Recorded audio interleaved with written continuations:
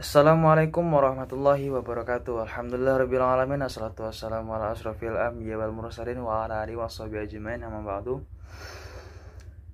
Baik, perkenalkan nama saya Muhammad Haji Andriando. Saya di sini sebagai moderator yang akan memandu berlangsungnya presentasi pada hari ini. Kami dari kelompok 3 akan menyampaikan sebuah materi yang berjudul pembelajaran efektif, yang dimana materinya tersebut materi yang pertama akan disampaikan oleh Rahma Sapitri. Materi yang kedua yaitu karakteristik guru akan disampaikan dengan Muhammad Wahyu Ramadan. Materi yang ketiga akan disampaikan oleh Puspa dengan materi motivasi belajar. Materi yang keempat usaha meningkatkan motivasi belajar yang akan disampaikan oleh Muhammad Reza Satria. Materi yang kelima taksonomi Bloom yang akan disampaikan oleh Maulia Isnaini. Dan yang terakhir materi revisi taksonomi Bloom yang akan disampaikan oleh saya sendiri atau Muhammad Haji Andriando. Oke, langsung saja ke penyampaian materi yang pertama akan disampaikan oleh Rahma. Kepadanya kami persilahkan. Selanjutnya yaitu hal-hal yang perlu dipertimbangkan oleh guru, yaitu prinsip pembelajaran efektif. Yaitu 1. Peserta didik akan belajar dengan baik jika mereka siap belajar. Jadi di sini tentunya pendidik perlu mempersiapkan peserta didiknya agar siap, dalam keadaan siap untuk menerima plan belajaran yang akan diberikan pada saat itu. Yang kedua, belajar akan lebih kaya jika materi tersebut digunakan atau diterapkan. Dalam artian, materi yang sudah diberikan di kelas itu harus diterapkan dalam kehidupan sehari-hari, sehingga materi tersebut tidak hilang saat itu saja, tetapi mampu melekat dalam kehidupan siswa tersebut. Yang ketiga yaitu peserta didik akan belajar dengan baik jika pengetahuan yang dipelajari itu bermanfaat. Berarti pembelajaran yang mempunyai manfaat atau relate dengan kehidupan mereka itu akan lebih mereka senangi, dan peserta didik akan belajar dengan antusias gitu, karena merasa materi yang akan diajarkan ini penting untuk mereka. Yang keempat yaitu pembelajaran yang berhasil akan merangsang peserta didik untuk belajar lebih lanjut. Jadi ketika materi yang sebelumnya sudah mampu menarik perhatian peserta didik agar lebih terangsang, agar lebih rasa keingintahuannya lebih tinggi, maka mereka akan terus mencari sehingga pembelajaran ini terus berlanjut. Berdasarkan prinsip pembelajaran efektif yang sudah saya sampaikan tadi, maka terdapat 4 tahap kegiatan pembelajaran secara umum. Yang pertama yaitu tahap persiapan, di mana tahap ini berguna untuk menimbulkan minat belajar dari peserta didik dengan cara memberikan tujuan dari pembelajaran tersebut. Pembelajaran tidak akan efektif ketika peserta didik tidak memiliki minat belajar dan tidak mengetahui apa tujuan dari pembelajaran tersebut. Yang kedua yaitu penyampaian. Penyampaian di sini harus disesuaikan dengan cara belajar peserta didik. Entah itu menggunakan media belajar yang bervariasi, entah dengan audio, dengan media visual, ataupun dengan media audiovisual. Yang ketiga yaitu pelatihan. Pelatihan di sini adalah tahap integrasi pengetahuan, atau peserta didik ini berhak untuk mendapatkan keterampilan baru dan pengetahuan baru. Peserta didik harus diberikan kesempatan untuk menerima hal-hal yang baru. Yang keempat yaitu penampilan hasil. Penampilan hasil itu adalah tahap di mana penerapan dari hasil belajar tersebut di dalam kegiatan sehari-hari. Jadi peserta didik juga perlu diberi kesempatan untuk menerapkan apa sih yang sudah dipelajari atau yang sudah didapatkan dari proses pembelajaran tersebut. Ini saya akan melanjutkan pembahasan materi tentang karakteristik seorang guru. Jadi pada dasarnya kegiatan belajar mengajar tidak terlepas dari adanya peran seorang guru yang efektif. Nah, dalam hal ini ada beberapa karakteristik seorang guru yang harus dimiliki oleh seorang guru. Yang pertama adalah menguasai materi pembelajaran. Seorang guru harus dapat menguasai materi pembelajaran sehingga pembelajaran yang dilakukan akan berjalan sebagaimana mestinya dan sesuai dengan kurikulum yang berlaku. Yang kedua adalah bersikap positif. Bersikap positif Yang dimaksud adalah selalu berpenampilan layaknya seorang guru dan berucap layaknya seorang guru, dan selalu mengapresiasi suatu hal yang dilakukan oleh seorang murid tersebut. Yang ketiga adalah memiliki kemampuan untuk bertanya. Jadi agar suasana kelas dapat berjalan dengan aktif, seorang guru harus memiliki kemampuan bertanya.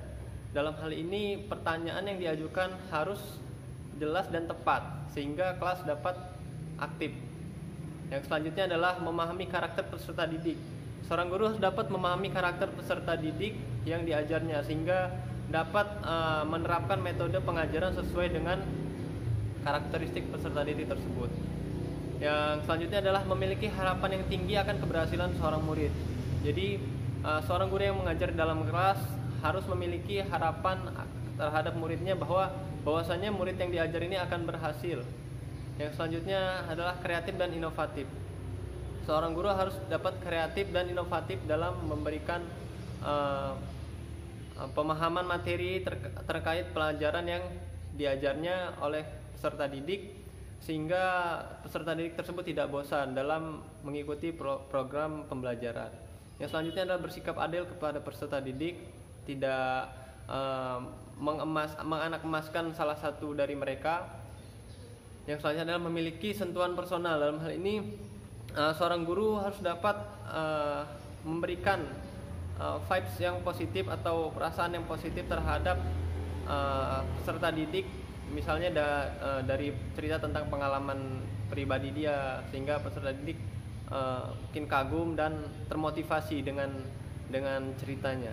Jadi yang selanjutnya adalah menumbuhkan perasaan memiliki. Jadi ketika kita belajar di seorang guru mengajar di kelas harus bisa menumbuhkan perasaan memiliki, bahwasannya kelas ini adalah milik dia dan murid tersebut dapat senang ketika dia ada di situ.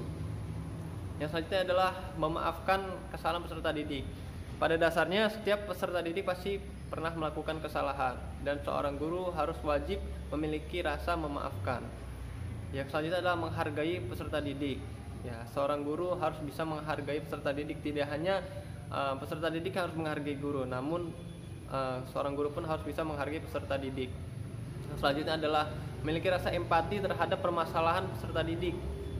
Kita harus bisa memiliki rasa empati dan juga berusaha untuk membantu peserta didik tersebut dalam menyelesaikan masalahnya. Dan yang terakhir adalah refleksi atau evaluasi dari kegiatan pembelajaran yang telah dilaksanakan dengan meningkatkan mutu dan kualitas mengajar.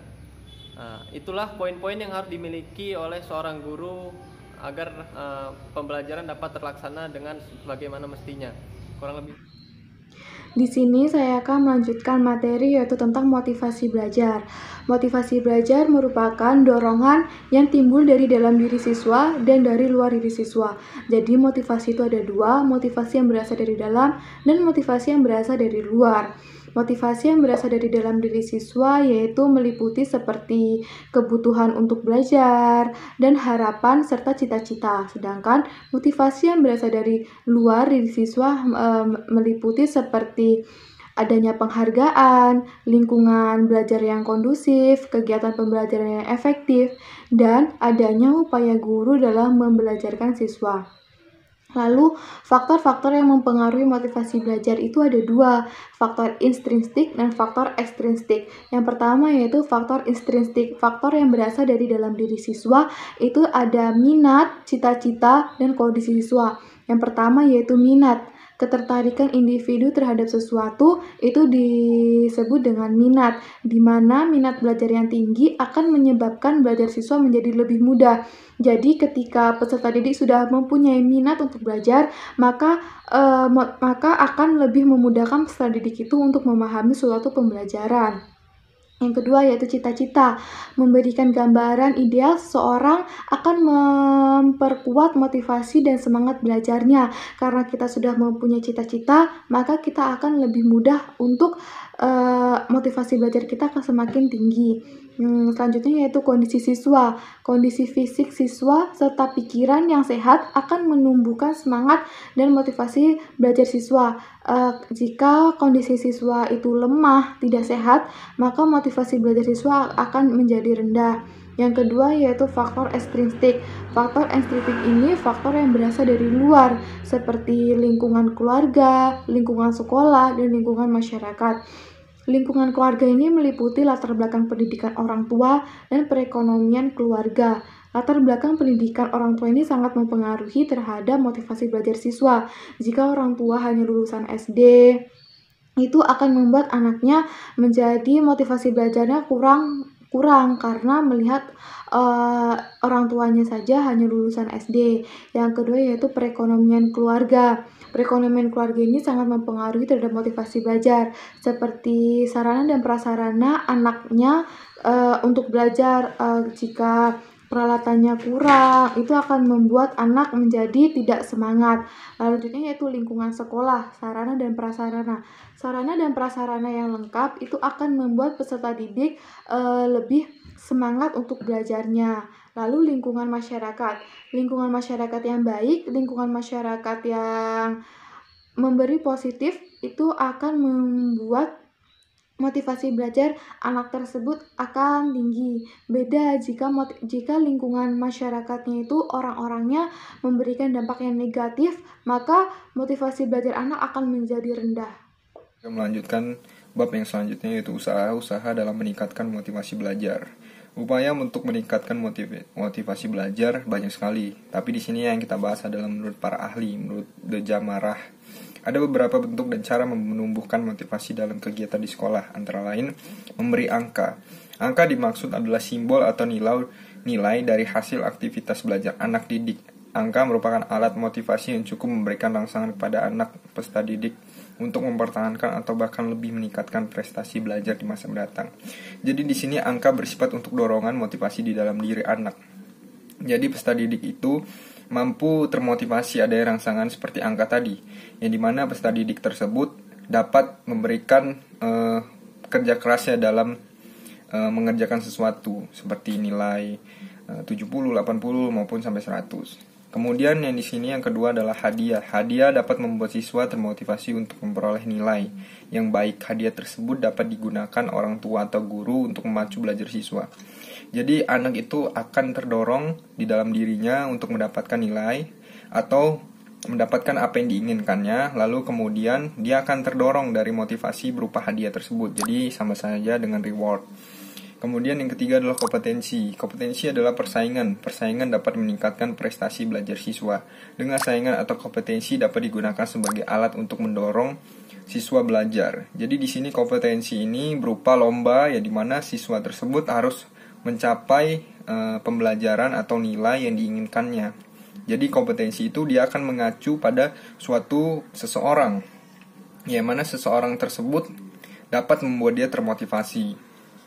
Yang keempat adalah ego involvement, menumbuhkan kesadaran siswa agar merasakan pentingnya tugas dan menerima sebagai tantangan, sehingga bekerja keras dengan mempertaruhkan harga diri adalah sebagai bentuk motivasi yang cukup penting.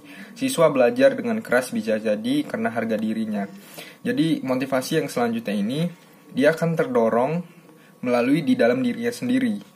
Karena ketika dia mendapatkan nilai yang tidak sesuai dengan apa yang diinginkannya, dia akan mempertaruhkan harga dirinya, maupun dia akan malu dengan nilai yang jelek atau nilai yang tidak sesuai dengan apa yang dia inginkan.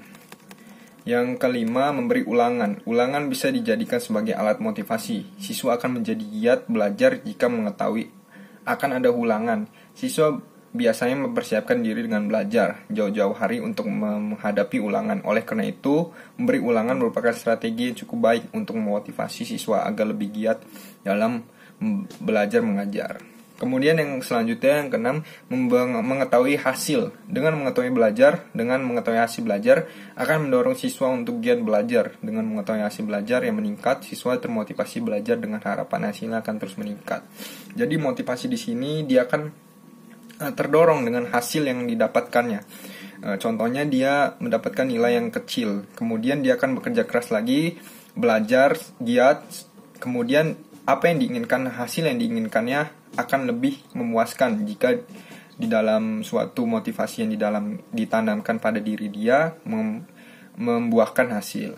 Kemudian selanjutnya yang ketujuh, pujian. Pujian adalah bentuk sekaligus motivasi yang baik. Guru bisa memanfaatkan pujian untuk memuji keberhasilan siswa dalam mengerjakan pekerjaan sekolah.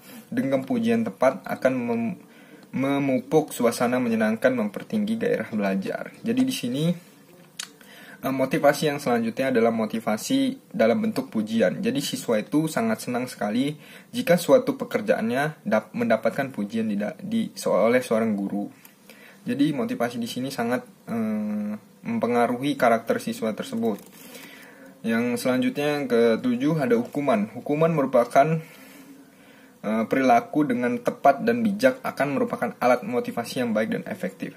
Jadi hukuman di sini bisa bersifat positif maupun negatif. Apa itu positifnya? Positifnya dia bisa malu, bisa juga tidak mengulanginya. Yang ke negatifnya itu bisa dijadikan alat sebagai tempat dia bermain. Contohnya ketika dia diusir dari kelas tidak mengerjakan PR, mungkin dia akan mengulanginya seterusnya karena dia ketika berada di luar itu dia malah bermain. Itu mungkin terjadi pada anak-anak SMP ya. Kemudian yang selanjutnya yang ke-8, hasrat untuk belajar. Hasrat untuk belajar berarti ada unsur kesengajaan, ada maksud untuk belajar. Hasrat untuk belajar merupakan potensi yang ada dalam dirinya. Motivasi ekstrinsik sangat diperlukan hasrat untuk belajar itu, menjelma menjadi perilaku belajar. Yang selanjutnya ada minat. Minat besar berpengaruh terhadap aktivitas belajar. Siswa yang berminat terhadap suatu mata pelajaran mempelajari dengan sungguh-sungguh karena ada daya tarik baginya. Proses belajar akan berjalan lancar jika disertai dengan minat. Minat dapat dibangkitkan dengan membandingkan adanya kebutuhan, menghubungkan dan persoalan. Kemudian yang selanjutnya, siswa biasanya mempersiapkan diri dengan belajar jauh-jauh hari untuk menghadapi ulangan. Oleh karena itu, memberi ulangan merupakan strategi yang cukup baik untuk memotivasi siswa agar lebih giat dalam belajar mengajar. Kemudian yang selanjutnya yang keenam, mengetahui hasil. Dengan mengetahui hasil belajar akan mendorong siswa untuk giat belajar. Dengan mengetahui hasil belajar yang meningkat, siswa termotivasi belajar dengan harapan hasilnya akan terus meningkat. Jadi motivasi di sini dia akan terdorong dengan hasil yang didapatkannya. Contohnya dia mendapatkan nilai yang kecil, kemudian dia akan bekerja keras lagi, belajar giat, kemudian apa yang diinginkan, hasil yang diinginkannya akan lebih memuaskan jika di dalam suatu motivasi yang ditanamkan pada diri dia membuahkan hasil. Kemudian selanjutnya yang ketujuh, pujian. Pujian adalah bentuk sekaligus motivasi yang baik. Guru bisa memanfaatkan pujian untuk memuji keberhasilan siswa dalam mengerjakan pekerjaan sekolah. Dengan pujian tepat akan memupuk suasana menyenangkan, mempertinggi gairah belajar. Jadi di sini motivasi yang selanjutnya adalah motivasi dalam bentuk pujian. Jadi siswa itu sangat senang sekali jika suatu pekerjaannya mendapatkan pujian oleh seorang guru. Jadi motivasi di sini sangat mempengaruhi karakter siswa tersebut. Yang selanjutnya yang ketujuh ada hukuman. Hukuman merupakan perilaku dengan tepat dan bijak akan merupakan alat motivasi yang baik dan efektif. Jadi hukuman di sini bisa bersifat positif maupun negatif. Apa itu positifnya? Positifnya dia bisa malu, bisa juga tidak mengulanginya. Yang ke negatifnya itu bisa dijadikan alat sebagai tempat dia bermain. Contohnya ketika dia diusir dari kelas tidak mengerjakan PR, mungkin dia akan mengulanginya seterusnya karena dia ketika berada di luar itu dia malah bermain. Itu mungkin terjadi pada anak-anak SMP ya. Kemudian yang selanjutnya yang ke-8, hasrat untuk belajar. Hasrat untuk belajar berarti ada unsur kesengajaan, ada maksud untuk belajar. Hasrat untuk belajar merupakan potensi yang ada dalam dirinya. Motivasi ekstrinsik sangat diperlukan hasrat untuk belajar itu, menjelma menjadi perilaku belajar. Yang selanjutnya ada minat. Minat besar berpengaruh terhadap aktivitas belajar. Siswa yang berminat terhadap suatu mata pelajaran mempelajari dengan sungguh-sungguh karena ada daya tarik baginya. Proses belajar akan berjalan lancar jika disertai dengan minat. Minat dapat dibangkitkan dengan membandingkan adanya kebutuhan, menghubungkan dan persoalan. Baik, di sini saya akan menjelaskan materi yang ketiga, yaitu taksonomi pembelajaran. 1. Pengertian dan tujuan taksonomi pembelajaran. Taksonomi berasal dari bahasa Yunani yaitu tasein yang berarti untuk mengklasifikasikan dan nomos yang berarti aturan. Taksonomi berarti klasifikasi bertingkat dari sesuatu atau prinsip. Dalam Kamus Besar Bahasa Indonesia, pembelajaran berarti proses, cara, perbuatan menjadikan orang atau makhluk hidup belajar. Pembelajaran merupakan proses interaksi peserta didik dengan pendidik dan sumber belajar pada suatu lingkungan belajar. Dengan kata lain, pembelajaran adalah proses untuk membantu peserta didik agar dapat belajar dengan baik. Jadi, taksonomi pembelajaran yaitu klasifikasi atau pengelompokan dari suatu proses seseorang dalam melakukan kegiatan belajar dengan baik agar mampu mencapai tujuan pembelajaran yang diharapkan. Tujuan pembelajaran merupakan perilaku yang diharapkan dapat dicapai atau dimiliki oleh peserta didik dengan melakukan aktivitas belajar yang direncanakan. Jenis perilaku yang diharapkan muncul setelah mengikuti sebuah kegiatan belajar adalah: yang pertama, perilaku kognitif, yaitu perilaku yang berkaitan dengan kemampuan mengingat dan berpikir. Yang kedua, perilaku afektif, ialah perilaku yang berkaitan dengan nilai, norma, sikap, perasaan, dan kemauan. Yang ketiga, perilaku psikomotor, merupakan perilaku yang menyangkut aspek keterampilan atau gerakan. Proporsi perilaku ranah kognitif, ranah afektif, dan ranah psikomotor bergantung pada jenis kompetensi yang terkait dengan profesi atau pekerjaan yang ada di masyarakat. Contohnya, pekerjaan yang mengutamakan kognitif seperti peneliti. Kemudian yang kedua, pekerjaan yang mengutamakan ranah afektif, contohnya penulis lagu. Dan pekerjaan yang mengutamakan ranah psikomotor, contohnya atlet dan aktor. Yang kedua, taksonomi Bloom. Menurut Bloom, perilaku individu dapat diklasifikasikan ke dalam 3 ranah. Yang pertama, ranah kognitif, yaitu ranah yang berkaitan dengan aspek-aspek intelektual atau berpikir atau nalar. Yang kedua, yaitu ranah afektif, yaitu ranah yang berkaitan dengan aspek-aspek emosional seperti perasaan, minat, sikap, kepatuhan terhadap moral, dan sebagainya. Kemudian yang ketiga yaitu ranah psikomotor. Ialah ranah yang berkaitan dengan aspek-aspek keterampilan yang melibatkan fungsi sistem syaraf dan otot dan fungsi psikis. Taksonomi belajar dalam domain kognitif yang paling umum dikenal dengan taksonomi Bloom. Benjamin S. Bloom membagi taksonomi hasil belajar dalam 6 kategori. Yang pertama yaitu pengetahuan, artinya peserta didik dapat mengingat informasi konkret ataupun abstrak. Yang kedua, pemahaman, yaitu peserta didik memahami dan menggunakan atau menerjemahkan, menginterpretasi, dan mengekstrapolasi informasi yang dikomunikasikan. Yang ketiga, aplikasi, yaitu peserta didik dapat menerapkan konsep yang sesuai pada suatu problem atau situasi baru. Yang keempat, analisis, yaitu peserta didik dapat menguraikan informasi atau bahan menjadi beberapa bagian dan mendefinisikan hubungan antar bagian. Yang kelima, sintesis, yaitu peserta didik dapat menghasilkan produk menggabungkan beberapa bagian dari pengalaman atau bahan atau informasi baru untuk menghasilkan sesuatu yang baru.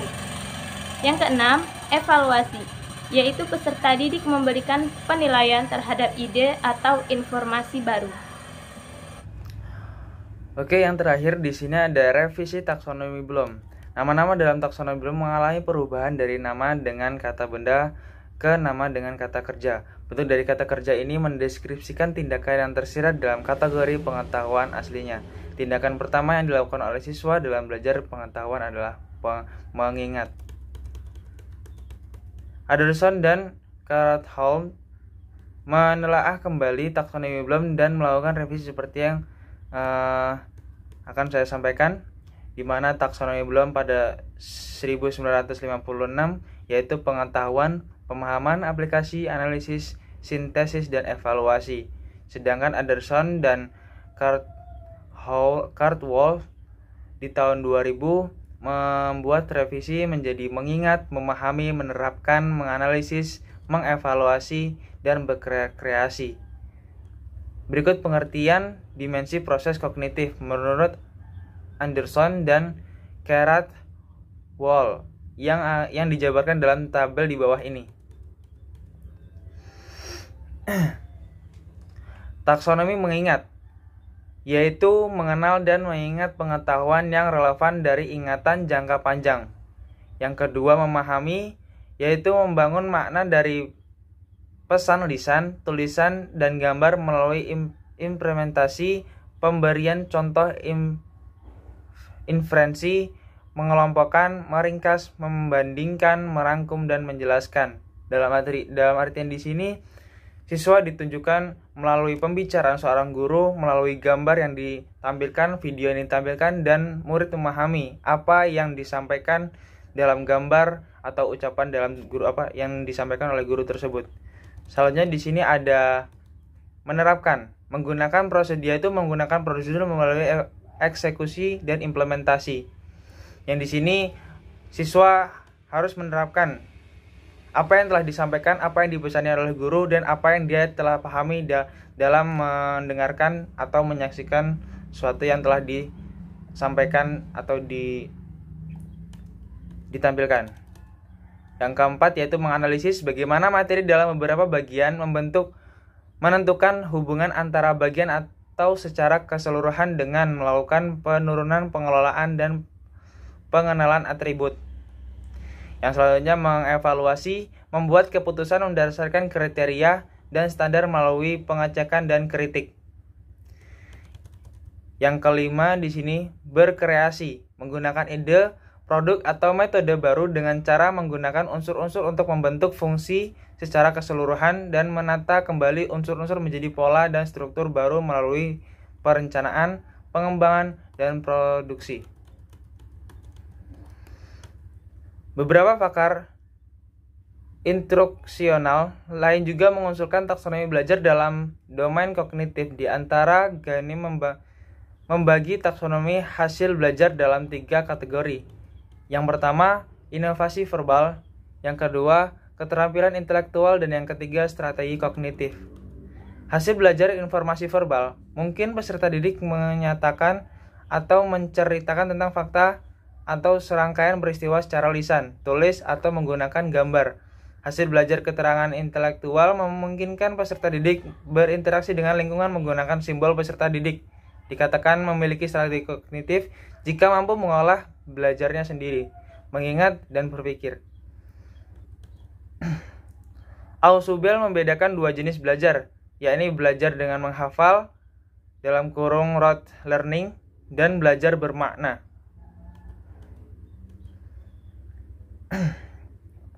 Aktivitas belajar seharusnya dipilih sesuai dengan tujuan dan dampak yang diharapkan dari suatu proses belajar mengajar. Berikut ini berikan beberapa contoh metode atau aktivitas yang dikaitkan dengan tujuan pembelajaran berdasarkan taksonomi Bloom yang direvisi. Tujuan belajar pengetahuan, yaitu mendefinisikan, mengulang, mencatat. Aktivitas belajarnya yaitu ceramah, visualisasi, memberikan contoh, ilustrasi, dan analogi. Selanjutnya tujuan belajar pemahaman. Di sini diskusi, memperkenalkan, menjelaskan, mengenal, dan mengidentifikasi. Aktivitas belajarnya yaitu penugasan, telaah, atau review.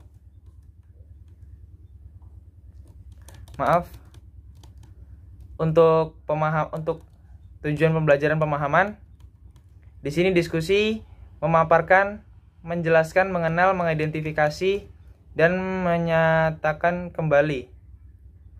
Sedangkan untuk aktivitasnya, menugaskan, menelaah atau mereview, menulis, presentasi, bertanya, diskusi, dan membuat laporan. Selanjutnya tujuan pembelajaran aplikasi, yaitu interpretasi, menetapkan, menggunakan, mendemonstrasikan, mengilustrasikan. Aktivitas belajarnya bermain, berperan, melakukan simulasi, latihan, demonstrasi, mengerjakan proyek, dan latihan menerapkan. Selanjutnya tujuan pembelajaran analisis, membedakan, menghitung, membandingkan, mengkritik, dan mengurai. Aktivitasnya yaitu studi kasus, penyelesaian masalah, diskusi, dan debat. Selanjutnya tujuan pembelajaran evaluasi, yaitu memilih, merevisi, dan menilai. Aktivitas pembelajarannya yaitu studi kasus, membuat proyek, dan simulasi. Selanjutnya tujuan kreasi, merencanakan, merancang, merumuskan, mempersiapkan, mengorganisasikan, mengkonstruksikan. Aktivitas pembelajarannya yaitu menyelesaikan masalah konseptual, membuat simulasi, membuat proyek-proyek kompleks. Apabila banyak kesalahan kata maupun perbuatan, kami mohon maaf. Pada Allah saya mohon ampun. Akhirul kalam, wabillahi taufiq wal hidayah. Wassalamualaikum warahmatullahi wabarakatuh.